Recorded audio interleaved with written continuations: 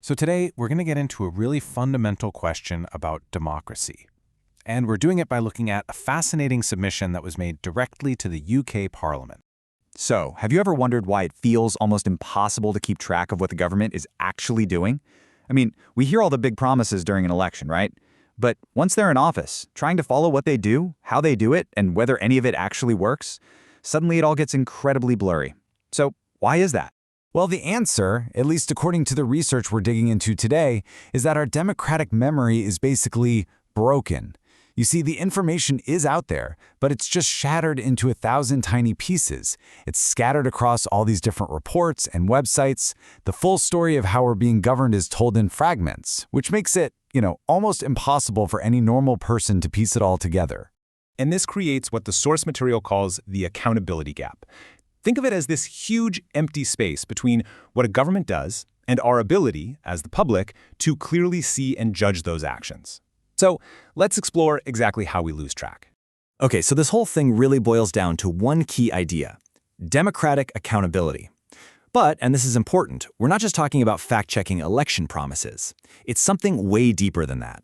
It's about our ability to judge a government's actual performance, how competent they are, and whether they respect the rules while they're in power. So you might be asking, where's all the evidence of this performance? Well, it does exist, but it's scattered everywhere. It's hidden away in super dense legislation, it's buried in these long committee reports, it's spread across official guidance, audit findings. I mean, the list just goes on and on. The problem is, each one of these things only tells a tiny part of the story, and there's no single place where you can see the whole picture. And look, this isn't just some abstract academic problem. The ideas we're talking about today, they come straight from a formal proposal that was submitted to a real UK Parliament committee. Their job is to look at modernizing elections.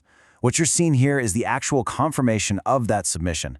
This is a real-world attempt to get lawmakers to actually fix this accountability gap. Okay, so what's the actual damage here? I mean, what harm does this broken record really cause?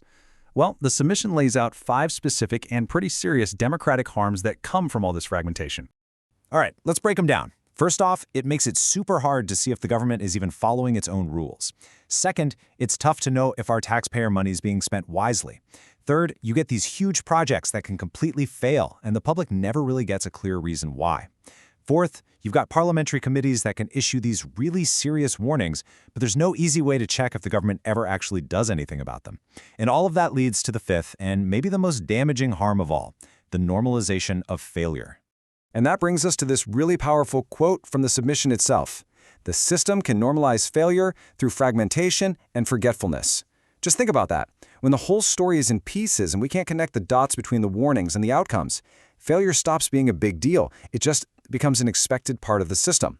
And that is a huge, huge danger for any democracy. All right, so we've definitely laid out the problem, but what's the solution?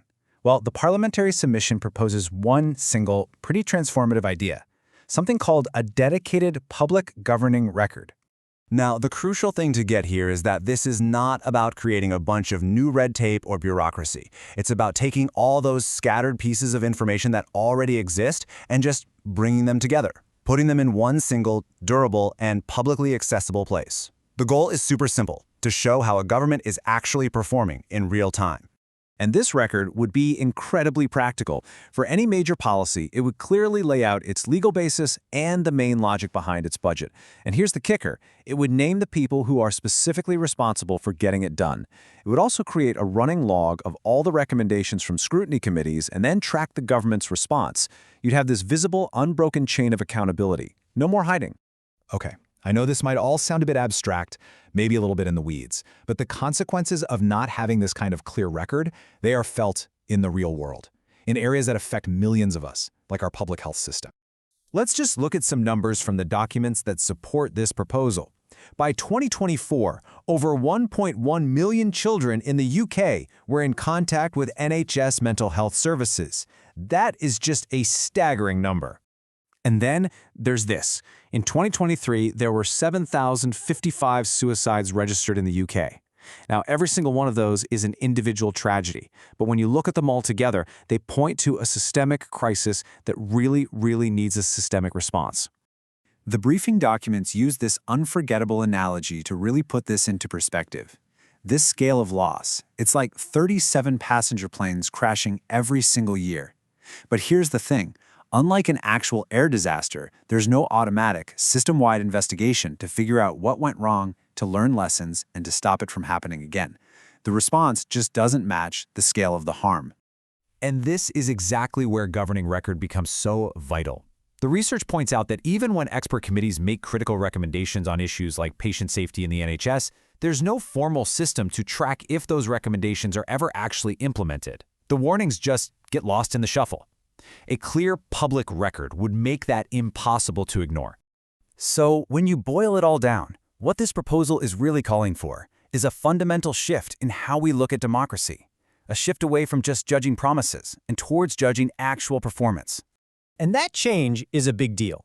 The focus moves away from the glossy election manifesto and onto the day-to-day nuts and bolts conduct of government. The big question is no longer did they announce it, it's did they govern with competence? Did they do it responsibly? It basically reframes politics away from being the constant campaign and back to being a constitutional responsibility. And just to be super clear, the goal here isn't to second-guess the politics. It's not about whether a policy is left-wing or right-wing. It's about making the conduct of government, the actual mechanics of how it works, clear, understandable, and answerable to all of us. You could even say it's a tool for rebuilding trust, simply through transparency. So ultimately, all of this leaves us with a really fundamental question to think about. What should a government's legacy be? The things it promised to do, or the things it actually delivered?